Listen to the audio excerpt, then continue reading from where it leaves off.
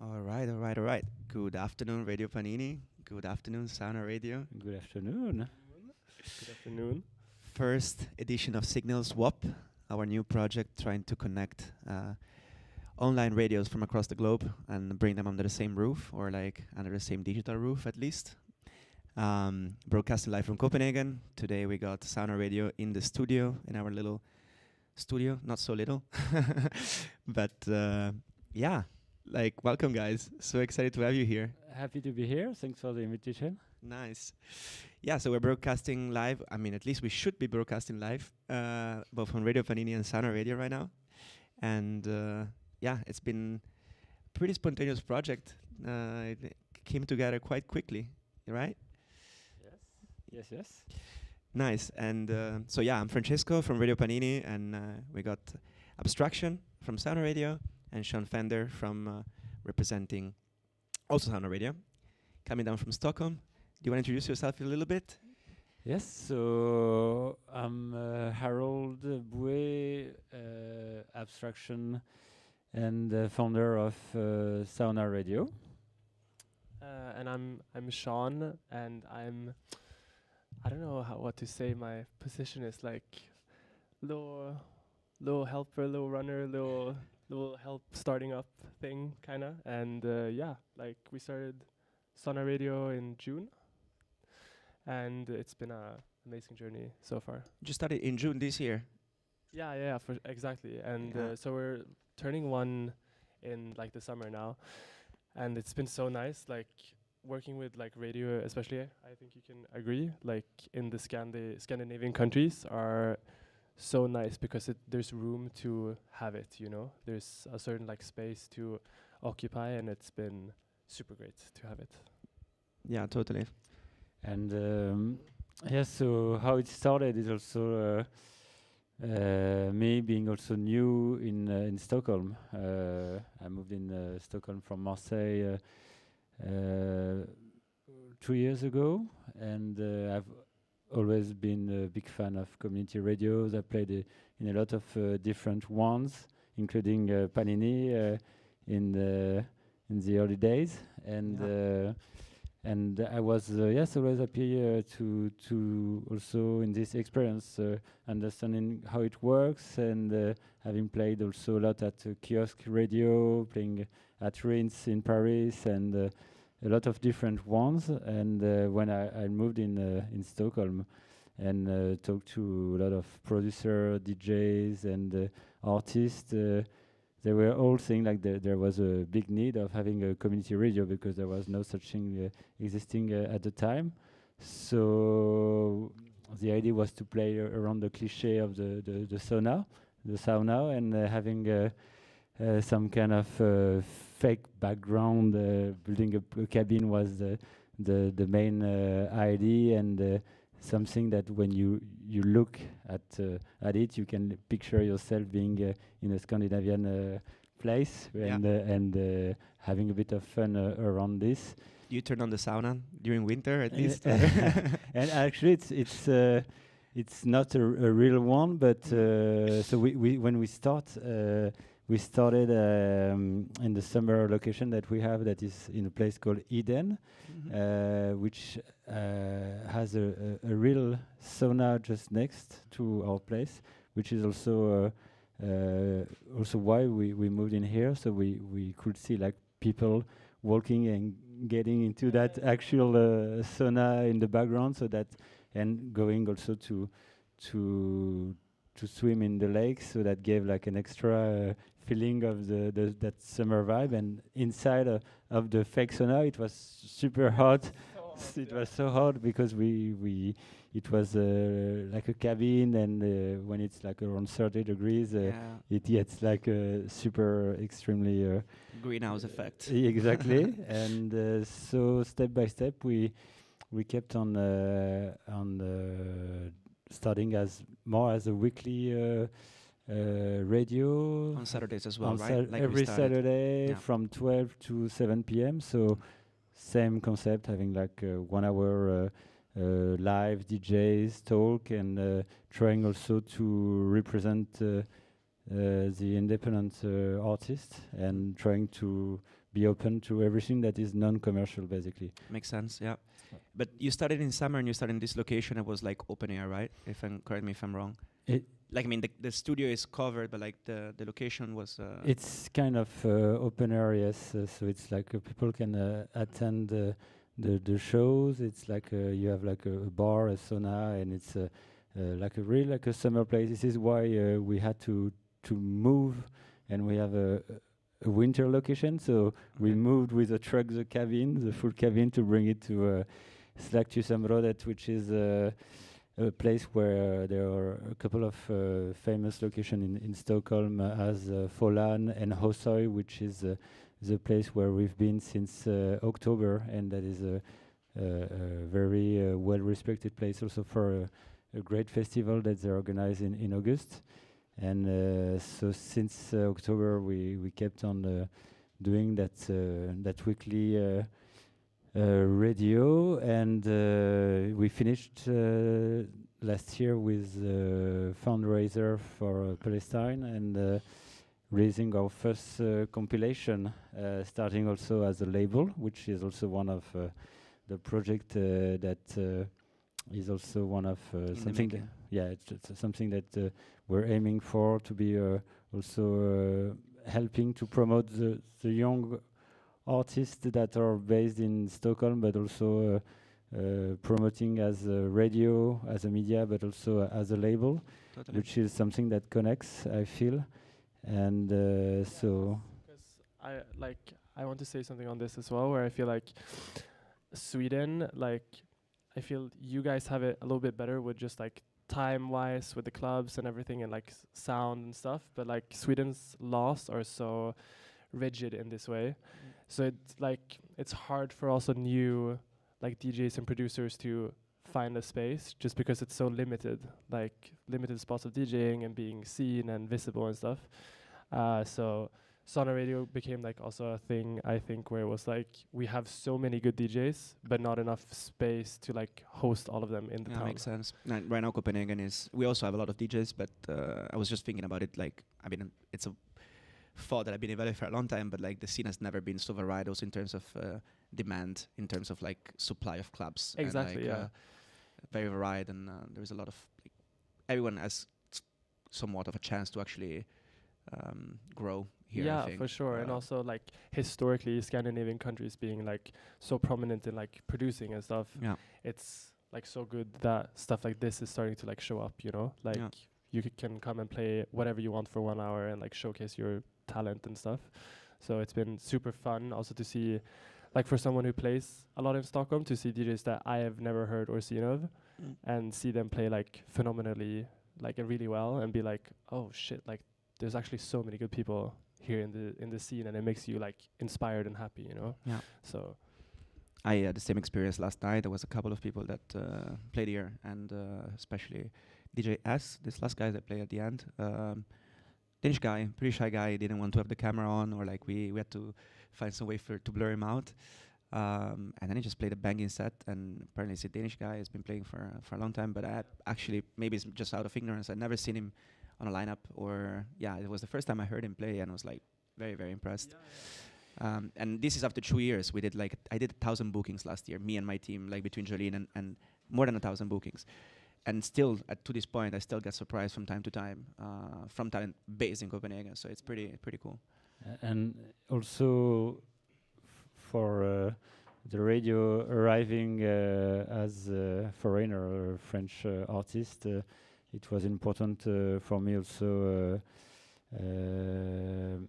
to be helped also by the artists and the friends that I met when I arrived, that are like based in Stockholm since forever, and that also recommended a lot of artists to me, and advised me in the beginning on who to book. Like my first goal was to have at least one slot for each of them to showcase like the most important ones that are in the city, and then the country, because we had a lot of artists coming also from the other cities of Sweden, and a bit like similar to you. Now we have like international DJ, when they come to play in Stockholm, they request to have a show and a slot, which is also basically what makes sense. And that means that you guys made it, though, in a way. Like, you know, when you get that respect from touring artists, that's a sign that, like, you know, it's a project that is well received and appreciated, and also has a certain level of quality attached to it. And for you, how did you started with selecting the artist and having to deal with the request? What was your first idea? Yeah, that's a tough question. At the very beginning was me and Simone, and when we opened up, Simone is our partner in the bar.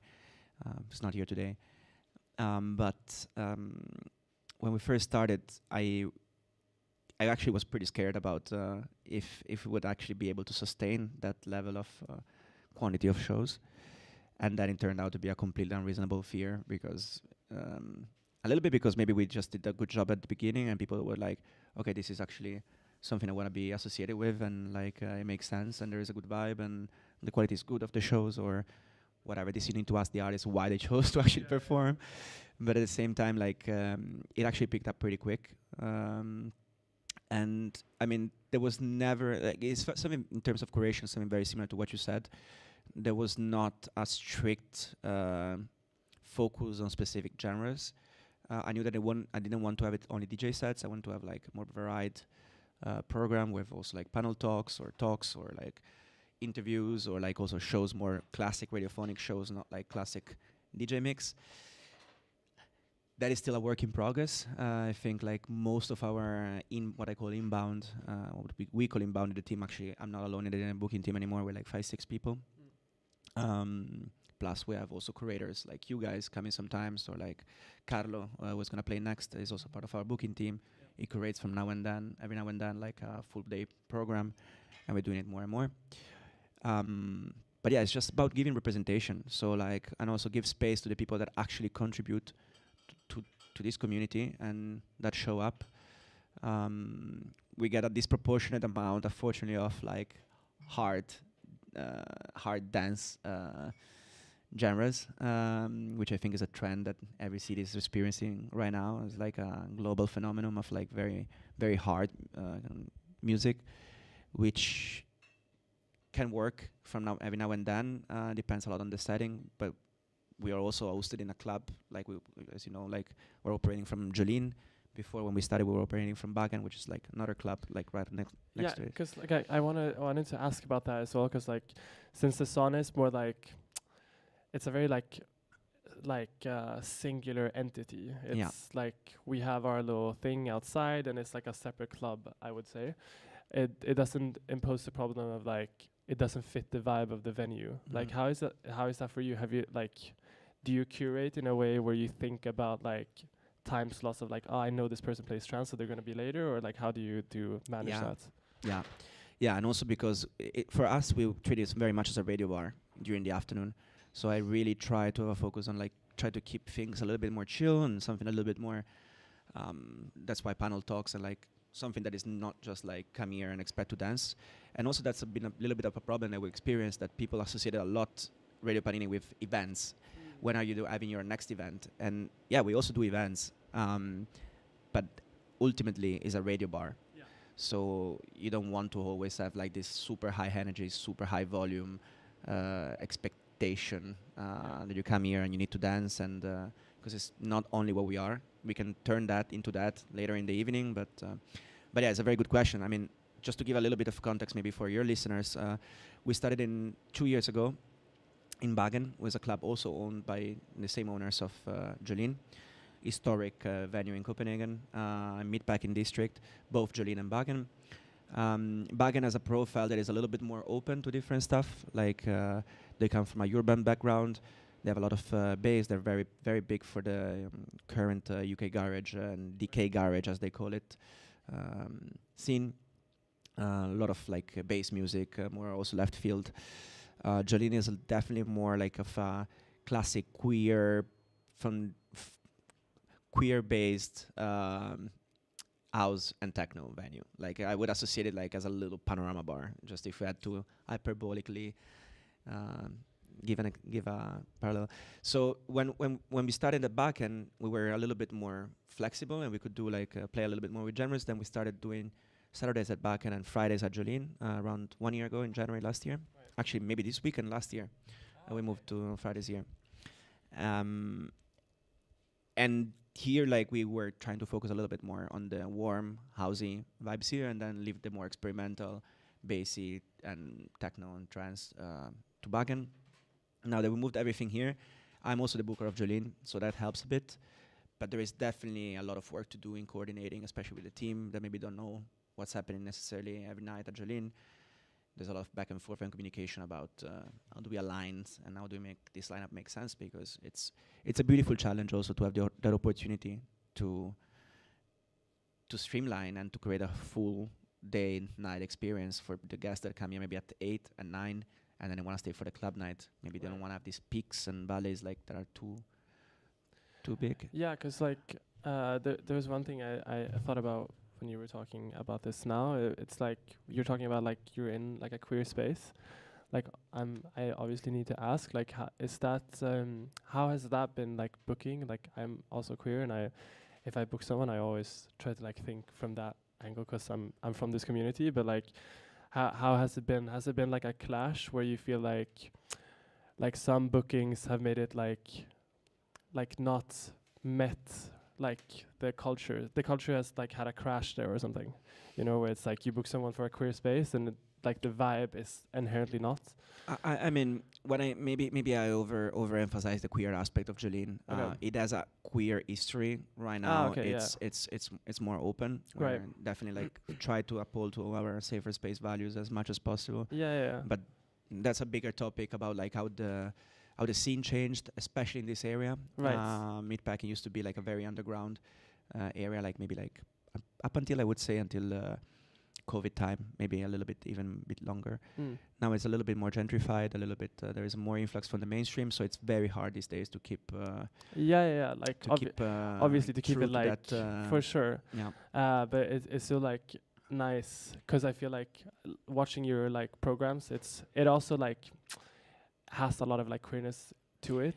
We try, and that's we need to thank especially Carlo is a huge input in our booking team to make sure that we're representative. It was always a focus for us, and definitely like I think if you ask around, probably the feedback from non-queer artists might be that I mean we get definitely more requests from people that don't identify themselves as part of a minority or part of queer culture, and we try our best to actually like keep a balance. Yeah, that's all I can say. And to keep on going on that direction, it was also important at the beginning of the project of Sauna Radio and having curated a festival in the past to have this diversity also in the curation, and but the diversity is also like having a wide I mean really like representing a lot of different genres of music, of people of different communities as well, and that's quite challenging also when you arrive from being outside of a city, being new in a country, and you which need is to trust also people, right? You need to trust people around you. And sometimes what I realize is that it's like very, very often like this in life, but being also from outside helps somehow because I could see like you have a lot of different bubbles, and bubbles like depending on the genre of music, of the communities, and like being an outsider sometimes it just like helps because you can just like really like trying to see the full picture. At least I try. Totally. And trying to have a like a little bit of everything of everyone, and also in our team, which is doesn't reflect right now in our talking. But it's also important to have more diversity, and what is going to be also challenging, that's also what is interesting, is what is going to be happening also for you this year. What's the plan? What's the idea? And also being like 2 years old now, do you have like some expectations, things that you really want to do or looking forward to, or how do you see this year? Yeah, totally. I mean, now we moved permanently here, so one of the main goals is to establish the strong relationship with the team here, and even better alignment with the club. So exploit all the opportunities that we get by being this privileged to be broadcasting from, be permanently based from a club with a very good reputation.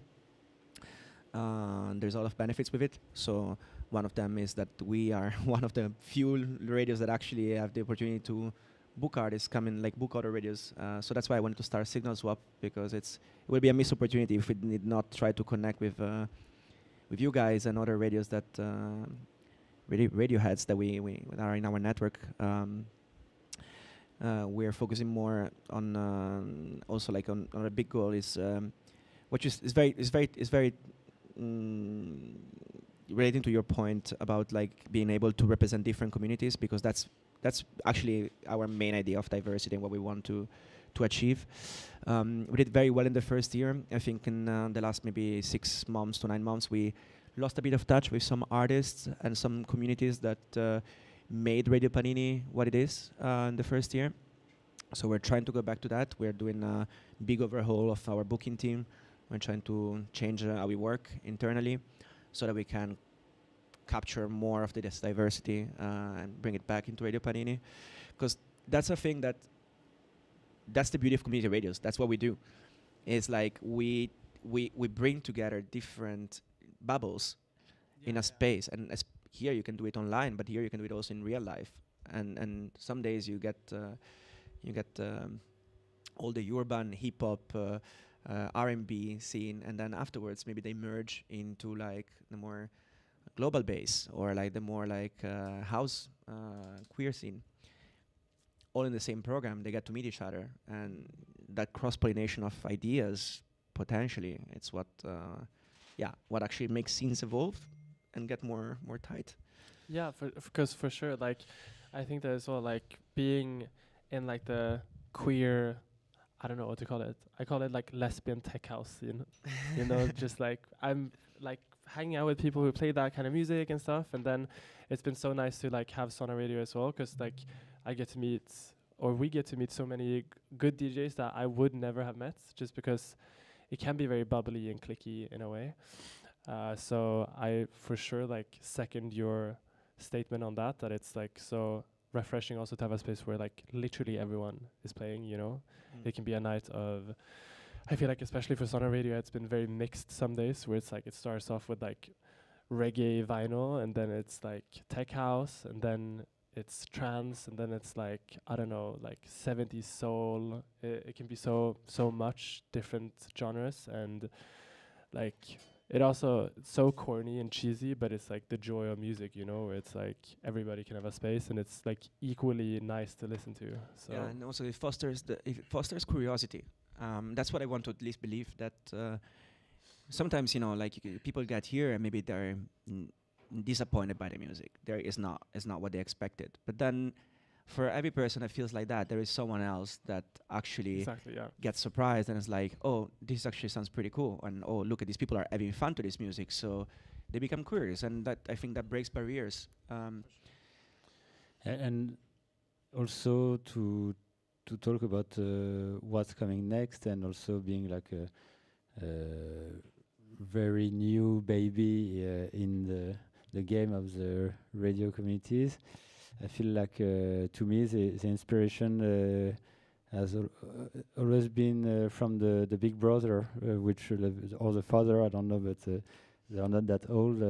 Like watching, listening to and watching to kiosk radio, NTS, a lot of very good radios that are bigger, that are daily radios, because the similarity that we have is that we're weekly radio, which is also already like very challenging, and being able to schedule artists every week is a lot of work, but being able to do that like daily is something that I'm very impressed by. So, and I feel like that's some kind of inspiration of also being seeing what is existing, and somehow also trying to see what could make sense also in Stockholm nowadays. And I feel like something that I've always liked is the collaboration also, and trying to showcase the artists that are from Sweden, from Stockholm, and also I feel at some point that that's something that you're doing very very well, and maybe somehow in Copenhagen you could feel a bit more connected to the rest of Europe. Being a bit in Stockholm, sometimes you feel Insular. a bit isolated, a bit outside, but which is also why I feel that it's even more important to have those kind of communities, because at the end of the day, what I realized with this project is that it's very important to come and to support the artist, and to come and watch the radios, and also talk to us, and come. And for me, as an artist also, I feel like meeting a lot of different artists that are not only interested by themselves, but also by sharing a moment with other people coming. That's something that also, of course, influenced me a lot when I do the bookings. I feel like as a community, if you have these values of sharing and of having something, and you understand the difficulty of putting together like what we're doing, and that's for me one of the most important thing. And I feel like we met a lot of great artists last year, and great people as well, I guess. Yes. Like people that you really connect with. Exactly, and that's feel now part of the family of the radio, and that comes back weekly, and that it's like a TV show, a story of people that we meet every week, and that it's really like a family atmosphere. I can just subscribe to that, and just like for me, like everything you said is exactly what we feel as well. And then from a more cynical point of view, going back to the point where you said like you feel more insular, I think you probably know how this surely know how this industry works. It's a lot of like do with this, so I give you so that you give me something back, and it's maybe a bit cynical, but like it's also like how this industry works. You know, like you invite someone and then they invite you back, and some scenes are more developed than others because there's a whole ecosystem around it. It's not just the clubs, it's not just the DJs, it's not just the producers. You have the radios, you have the labels, you have the booking agencies. And I think radios have a super important role in this because they allow you to connect with people, and you know, when someone comes to Stockholm to visit you, a friend, or like give them space, and like they can introduce each other to the rest of the community, and that creates opportunities from a very professional point of view. Because at the end of the day, there's a lot of professional people doing this as a profession, as a job, and because also like exactly what you say, I feel like every creative industry has to some certain extent has that like you need to do favors to get something, or you have to meet the right people, and so on and so forth. But that's what I love about like these radio channels and like radio opportunities, where it's like it doesn't feel forced in that way, where it's like I give you something. It's more like you're in the same city, you play for the radio, and it's an exchange that happens naturally, and it's not manufactured in that way. So like the organic attribute of radio is something that is also the most beautiful, I think, where it's like you're just in the city representing your sound to the community, and it just like harbors connections so well. maybe though, yeah, totally. What I meant is like as a byproduct of that, you get to meet people, and you get to, you know, Yes, and also following on what we said, so we released last year, at the end of last year, a compilation because we ended the year doing a fundraiser for Palestine, and we released a compilation that is also possible to buy on vinyl, and that you can buy, and and all the profit are we give all the profit to PCRF, and to end that talk, maybe we could listen to one track from this compilation. Let's go. Let's go. Let's do it.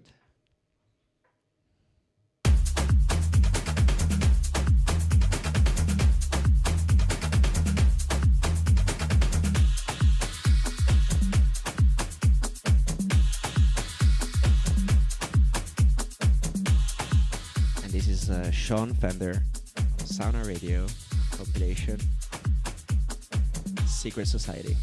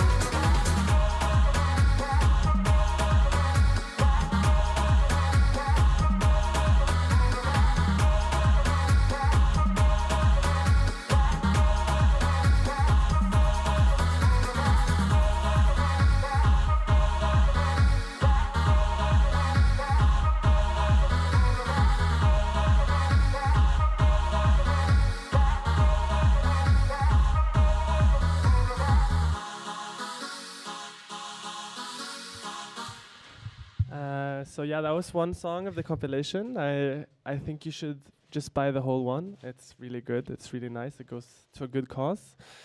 And you're gonna hear more music during the day from both Panini Radio's residents and people in Copenhagen, and from the Sauna radio team. And then later tonight we're gonna have a party here at Jolene, and I think it's gonna be great. Yeah, it's gonna be for sure very fun. So it's all of you guys, and Softrex, Renlo, and yeah, we have Casper Marot, Lucky Luke, Tanya. Who else? Beef? No. Oh my God. Shaq. Yeah. One of our residents here actually. Yeah. Now I don't remember the DJ name. All of the good people are here, so it's Yes, fine. It's come gonna be down. good. And we're going on radio from now until 23, and then party from 23 until 5. So if you are in Copenhagen, just come down. It's free entrance until 22. Yes.